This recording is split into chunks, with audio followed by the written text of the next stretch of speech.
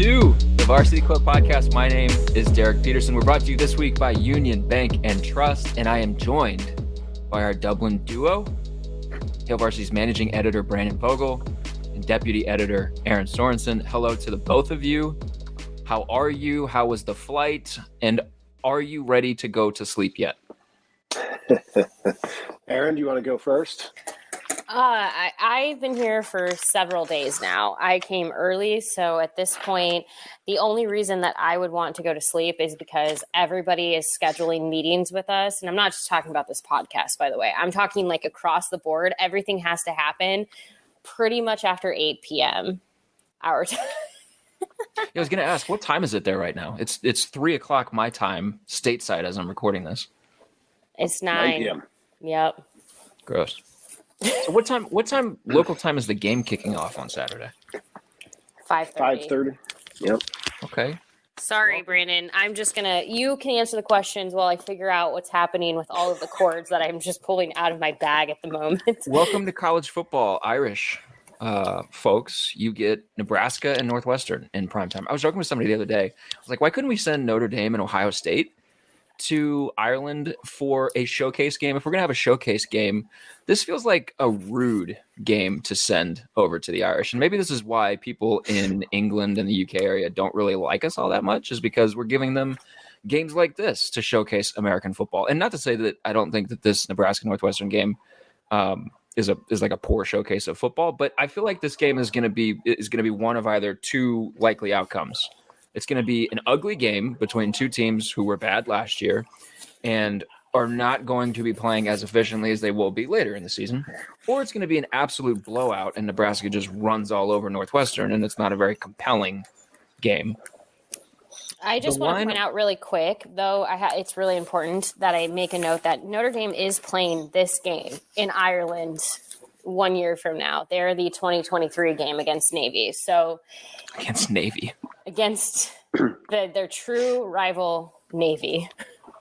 Which will be the third time it has played Navy in Ireland. I have it right here. Notre Dame and Navy played in 1996. 2012, Notre Dame played Navy here, which is notable for Nebraska because that 2012 Navy team or Notre Dame team, does that jump out at anyone for any specific reason? Is it Monte Teo?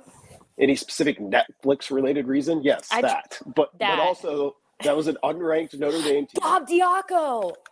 Bob Diaco was involved. Unranked Notre Dame beat Navy, a 9-3, 9-4 Navy team, 50-10, and went undefeated and played in the national championship game. And I'm not sure how that game went against Alabama. I'm sure it went fine. I love how my brain went to Monte Teo because of Netflix, and the second you kept going, I was like, Bob Diaco. The strain. The strain. Yeah, you see it. There's some strain, but you got there. So what I'm hearing from you, Brandon, is that this is the launch pad for Nebraska to go unbeaten and go to a national championship game. If they put up 50 points, if it's 50-10 tomorrow, I will definitely be drawing that comparison in my column. So the over-under for this game is at 50.5 total. 50.5. Nebraska's favored by 14 points. Nebraska has won a game against Power 5 competition under Scott Frost 4 times by 14 points or more. Those 4 games were 2018 Minnesota, 2018 Illinois, 2019 Maryland, and 2021 Northwestern. And I'm just counting Power 5 opponents, not, the G5, the FCS teams that they've played. 38 Power 5 games, 4 wins by 14 points or more. This line opened at 12.5. Consensus right now with Sportbooks is at 13.5. I see that Caesars has it at 14. It was at 13 a day ago, so it's moving further toward Nebraska. 14 feels like a big number for Nebraska. Brandon, if I asked you to bet on this game, would you take the Huskers to cover that spread, or would you be betting on Northwestern? I wouldn't love it either way. It wouldn't be something I'm jumping to do, but I would probably take Nebraska to cover. I imagine you're getting a little bit of plus money that way, though maybe not. I would do it because I think in 2022, Nebraska has a better offense than Northwestern, which most teams probably will. I think it'll have a better defense than Northwestern, which is probably a bigger deal. And both teams were atrocious in terms of special teams. last season. So even if they're both a little bit better, maybe that's a wash. So given that, I would take Nebraska. The thing that makes me most nervous is just the week 0 foreign country. It could be real sloppy, real ugly. Weather's supposed to be good, so that helps if you're looking to play a cover or the overs in this, which I think you got to play those two in tandem. Yeah. Money line is Nebraska minus 550 for this game right now, according to Caesars. Erin, what's the field look like? You guys have been out to the stadium. What just like in terms of quality of pitch, quality of stadium, quality of area, like what does it look like? It's beautiful. It's pristine. It actually makes my heart hurt for them. I mean, they know what they're doing. They've done this before, but I understand that true football players and rugby players wear cleats. So it's not like the first time this pitch will have ever seen cleats on it. It's not that, but it's not common for a football/soccer game, I should say, for those in the United States, to see 300 plus pound individuals in cleats running on its field. It's beautiful, but it is going to get beat up, and it's going to have a lot of divots in it, and it's going to look sad by the time this game is over. This is going to look like Ryan Field in 2018. Yes, Northwestern will be right at home. No, but it is a beautiful stadium. It's really easy to get around. It's very accessible. The prices on concessions are wonderful. I was reading the board. I think it's like you can get a pint and a hot dog for like $13. It's pretty good. And I might even be overstating that. Like, I think it's all like compared to United States pricing. It's like, oh, this is pretty nice. But overall, it's a really impressive field. I don't know, Brandon, if you feel this way, but like knowing it holds a capacity of about like 52,000, it feels larger to me. It just does. It feels big. Like not huge. It's not Ohio State, but like it feels large. Yeah, the pitch, the playing surface itself is much wider than American football field. Like I was kind of shocked when they were putting down the sidelines. It was like, oh, it's that far in.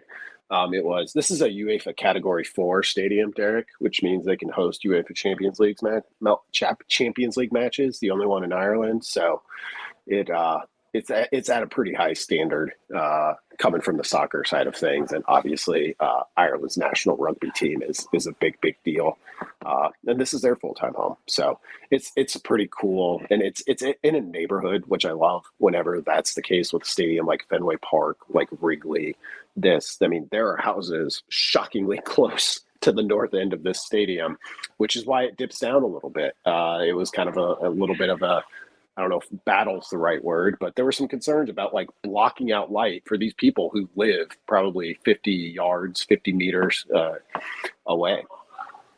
There was quite a bit made about the box setup for coaches.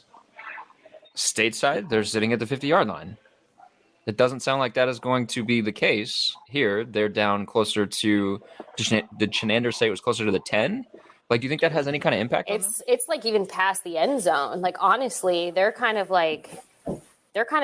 truly in the corner. Like, if you're thinking like if you think of the stadium as sort of like an oval, they're in the corner of one of those ovals. So like, I would say it's even past the 10 based on where I was kind of looking at.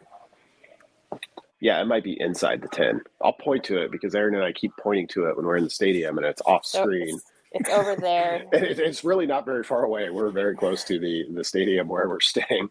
I think it will be for Chenander. Frost was asked about it on Thursday about what they're going to do offensively, and he was like, we're still figuring out who even is going to be up there, because Whipple will be calling the game from the sidelines, and it kind of sounded to me like they'll have some of their analysts will be the people, the eyes in the sky for the offense. It'll be interesting. That'll be an interesting piece of this. Frost also said today he was asked about, okay, well, what are you going to do? And he's been consistent with this, saying, it's going to be weird for me not being like the play caller offensively. So I'll be interested to hear what he thinks about that once the game is over. Can I just also point out something he said? So when people are listening to this, whatever, he spoke on Thursday. He said something about essentially one of the things that he was talking about, like to what Brandon was saying about it being strange, not calling. But he also said something that I've talked about, Derek, we talked about on your pod, like on this podcast previously. And I remember people were critical of this line of thinking, is how Nebraska reacts when things potentially go wrong.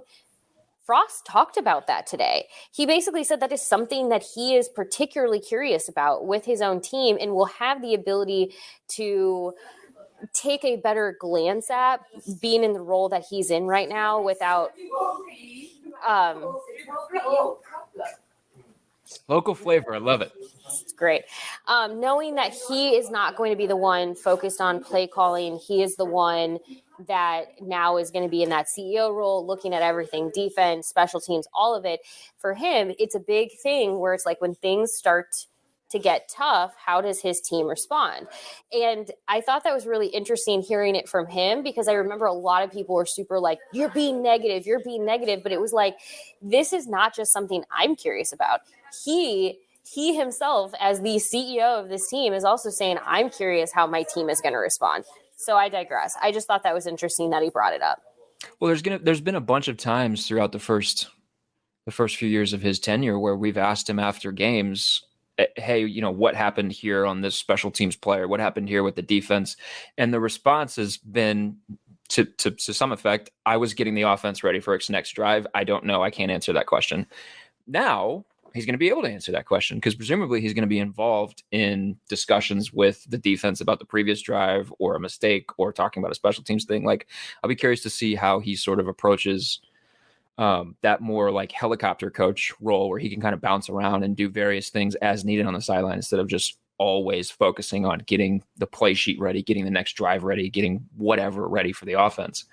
Brandon, you raised your hand for a second. Was that you wanting to say something, or was that you waving hi to people walking by? Yeah, that was more local flavor. We are at the same hotel as Nebraska's sports information staff. So Husker Radio Network host Greg Sharp just walked by, waved to him, and then Keith Mann also came by, so waved to him. We've seen a lot of each other over the past 2 days. Yeah, they came back when I was doing a radio show earlier this week, and I was being asked, questions about similar to what we were doing now, and I was just like trying to like block myself, like, please don't listen. What's the crowd been like so far? I mean, have you seen a bunch of Nebraska fans? Have you seen more Northwestern fans? Like, what are you expecting the environment to look like on Saturday? I would say in the wild, certainly more Nebraska fans, just kind of naturally, like walking around the city itself. That said, Northwestern practiced on Thursday before Nebraska and invited all of the players' family or friends who are in town. And there are quite a few Northwestern fans there, but I think it'll be majority red on Saturday for sure. It doesn't surprise me at all. Somebody that lives in Chicago and never hears about Northwestern even a little bit. Look, the entire stadium has Chicago's Big Ten team everywhere in it, because this is technically a Northwestern home game. So the banners across, like throughout the entire stadium, say Northwestern, Chicago's Big Ten team. They're just trying to speak it into existence because nobody cares. The best part of I think Northwestern's football existence in this area is the practice facility over on the beachfront that you can point to and say, that's super cool. That's our thing.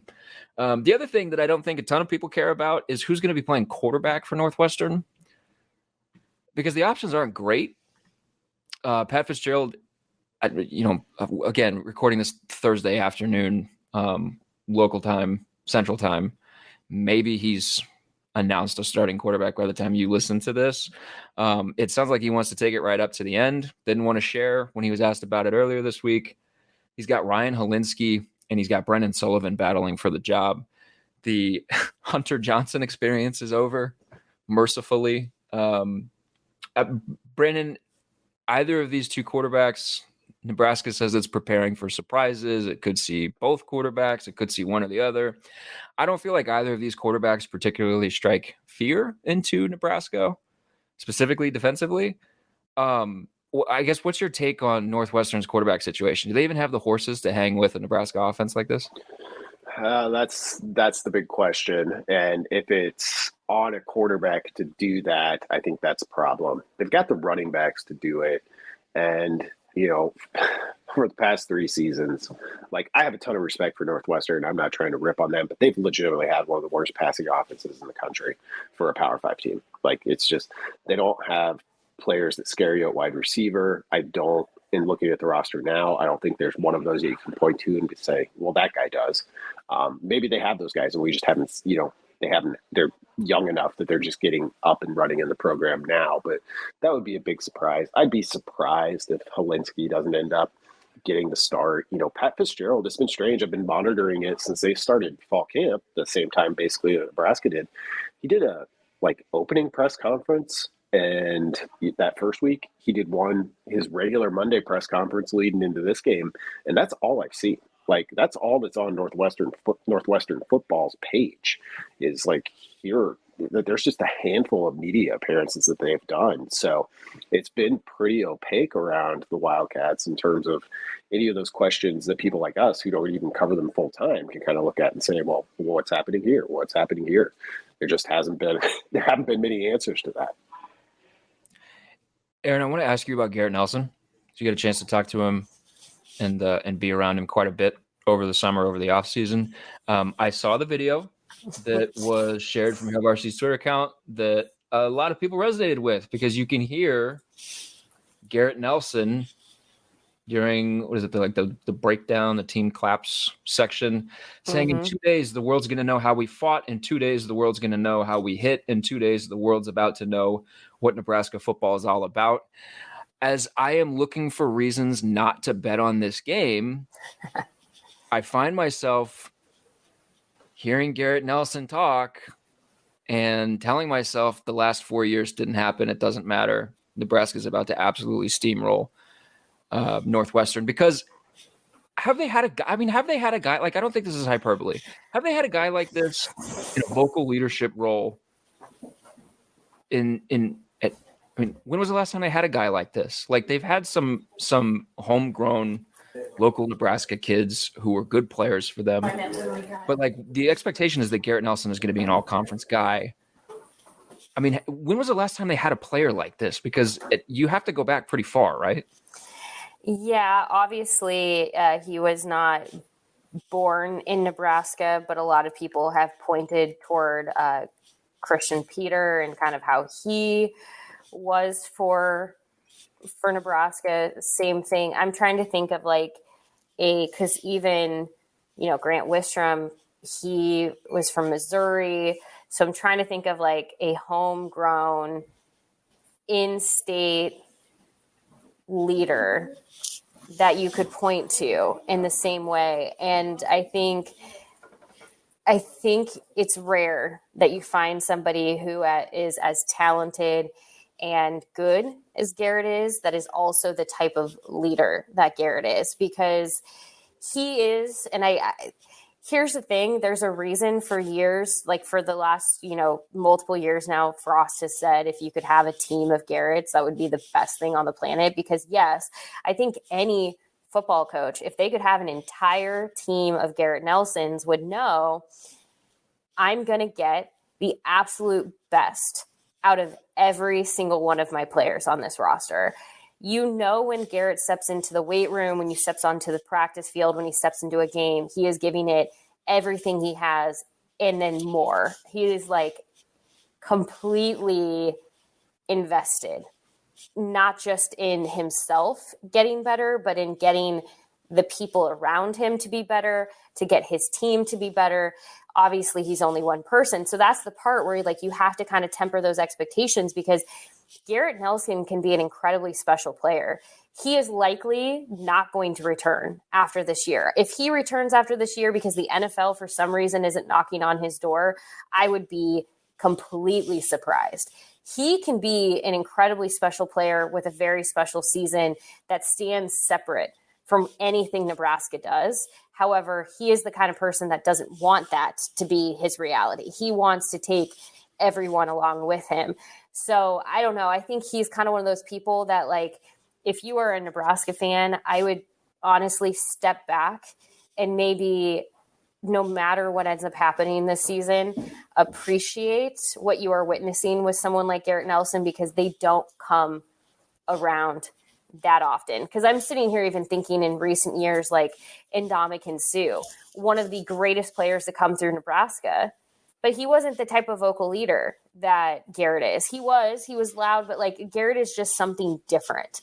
And it's almost hard to quantify exactly what that is, but you're definitely getting to witness sort of just a special player in that moment. And you hope that their season as a team matches his trajectory. But I think he's going to be pretty spectacular no matter. I think he independently will be spectacular aside from whatever Nebraska does. Not to, it's funny because you bring up Ndamukong Suh and my brain immediately says I would take Ndamukong Suh production over Garrett Nelson vocal ability. But then I'm also looking at, and not to compare the two, because Ndamukong Suh should have won the Heisman. You can't say that about many defenders. I'm just looking at Dublin Dispatch #2, story by Brandon Vogel. And I'm looking at the header image selected for this story, and just looking, I mean, he looks like the way you expect a black shirt Nebraska defender to look. And it just looks a little, he's screaming at the defense. He just looks a little bit different than some of the defenders that we've seen in years past. And a lot of folks think that Garrett Nelson can be an all-conference guy. A lot of preseason publications have Nebraska's linebacker group, edge rusher group ranked among top 25 in the country. I believe they're top 25 in Phil Steele. They're certainly in Brett Ciancia's Pick Six preview. They're one of the better linebacker units in the Big Ten. And Garrett Nelson plays a big part of that. Brennan. Yeah, just really quick, I just have to add this. When we did the story on the yearbook, and this is something that I will like kind of remember this moment for a while. And it's hard to probably put a moment into words, but we were sitting outside of Memorial Stadium just talking and watching Garrett talk about his trajectory to now and how he hasn't accomplished what he feels he's capable of and how he feels he's running out of time to accomplish that, and how he did not expect to be on any watch list because he doesn't believe he's earned it. Watching him kind of like come to that place where he's like, this is it. I have so much to give and I haven't even tapped my potential yet. You kind of just have this moment of like, I don't know what this season holds for him, but if Garrett can even like work half as hard to make what he wants to make happen for himself, he's going to do some great things. Now, like you said, he might not be like Ndamukong Suh type production numbers, but I think he is an all around very like strong player, and he's got a lot of want for it. And I think people recognize that and see it. And I think I will remember that moment of watching him kind of stare at the stadium of this like wistfulness of like, I have so much more. And you just kind of like don't know what that's going to look like, but you sure know he wants it. And the thing with Garrett that we all kind of sense is that the passion for Nebraska specifically is so much so that he's going to, if given the opportunity, he's going to drag his teammates along with him and try to make every single one of them better. So it's natural to see him in that leadership role and camp breakdown. Here in the Blackshirt this week, I want to transition and ask you guys about the Blackshirt announcements. Here in the Blackshirt, along with 8 other guys, those players include Caleb Tanner, Ty Robinson, Marquise Buford, Quentin Newsom, Luke Reimer, Nick Henrich, Miles Farmer, and Colton Feast. Were there any surprises? Brandon, we'll start with you. Surprises in the sense that somebody got one that you weren't expecting to get one, or somebody did not get one and you were a little bit taken back by that?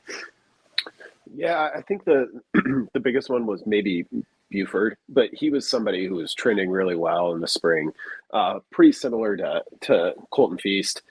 But I feel like given the need at defensive line, given from what we've heard from the coaches about Feast being a guy who could have played last year and then got dinged up, wasn't totally surprised by that one, although that was probably the second most. Buford, had to get one at this stage against a slew of other defensive back contenders, including a couple of guys who I like at safety in Singleton and Omar Brown. So, and that I think you'll see those guys play as well. So for him to get one at this stage tells me they're pretty high on where he's at. And then the fact that we knew, for guys who haven't played a game yet at Nebraska, even if they start on Saturday, they're kind of exempt for this. The fact that there were those two spots left open, I think tells you where Nebraska is probably going to go at that other cornerback spot and someone else on the defensive line, though I'm not exactly sure how that one shakes out because there's a lot of new options up there depending on how they line up. The remaining two would be Tommy Hill and O'Shawn Mathis, right? Those would be the favorites. Yeah, probably, unless one of those transfer interior defensive linemen has impressed enough. And that would be a case of like, well, O'Shawn Mathis didn't start. He came in on the second play, but it was just a matter of like how they lined up or something like that. But yeah, I think those are the two primary options. Erin, would you agree with that, or is there anybody else that shocked you? No, Colton Feast was the one where I think we all kind of were like, oh, that's not what we were expecting, but really exciting for him. A lot of, his teammates were really excited. So I agree with Brandon's assessment. Now, because I feel awful, because I don't mean to like dash on your podcast, but I want you both to continue talking. I have to go talk to a class because see, here's the thing, all of my evenings right now between like 9 and 11 p.m. are meetings. It's so strange. Okay. Well, you can dip out. Have fun. Thanks for joining the podcast. Oh, thank you. I want to stay. I also need a glass of water, but it's fine. I'm going to just stay put. Are there glasses of water there, or is it just Guinness everywhere? Yeah, right. It's just pretty much like you ask for a glass of water and like, why? Why do you need that? Exactly. So, oh my gosh. Well, no, keep picking Brandon's brain because he's the genius here. So I'm just going to go bestow wisdom on a class of students. Okay. Have fun. Brandon, the next question that I was going to ask was, so Nebraska has North Dakota on September 3rd. Naturally teams in the first couple weeks of the season, they want to try to get new players onto the field, experiment with different alignments, experiment with different personnel groupings. Do you expect to see a ton of that on this upcoming Saturday against Northwestern, or do you think that's all going to be reserved for the following week against North Dakota? I think it'll be reserved for the following week against North Dakota.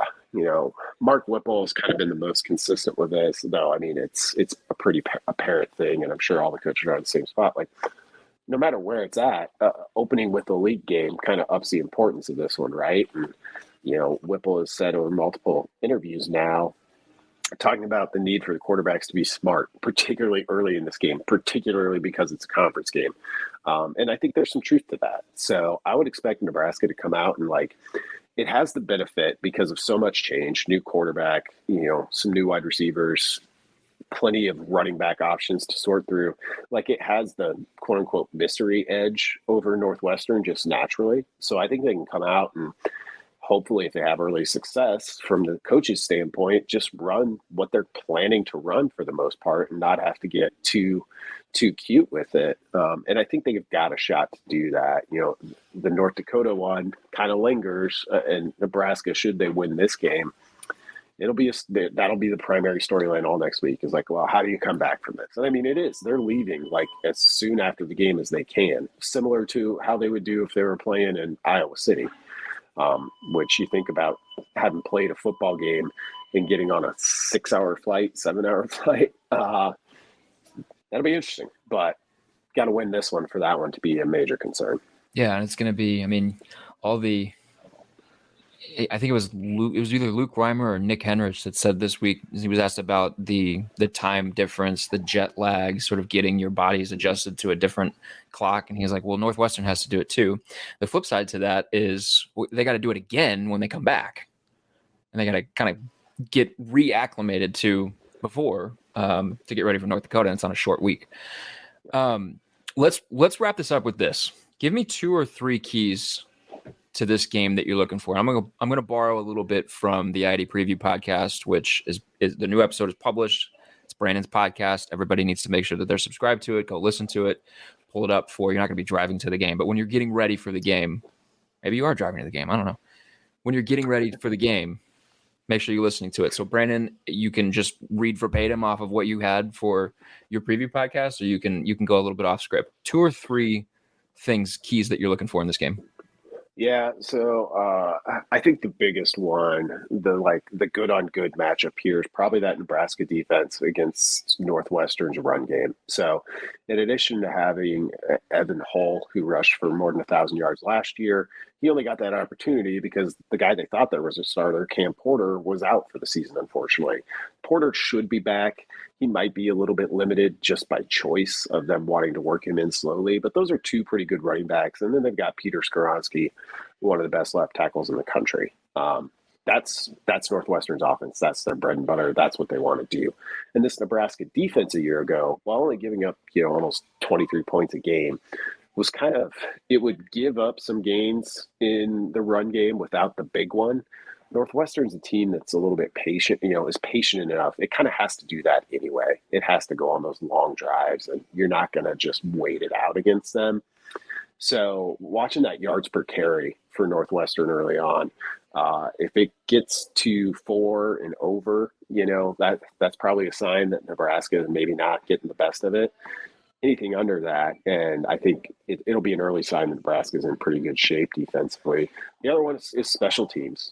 Both these teams were really bad in that area a year ago.